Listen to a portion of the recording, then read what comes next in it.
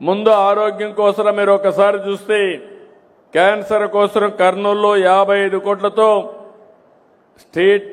State cancer institute establish చేశాం.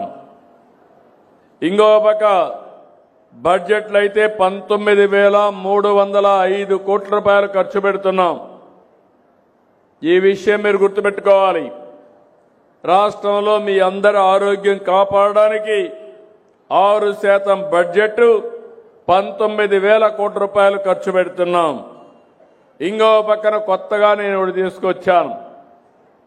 అందరికీ అంటే మధ్యతరగతి కుటుంబాలను కూడా కవర్ చేస్తూ ఉచితంగా 2,50,000 వరకు ఇన్సూరెన్స్ చేసి మీ అందరి ఆరోగ్యాన్ని కాపాడే బాధ్యత తీసుకున్నాం.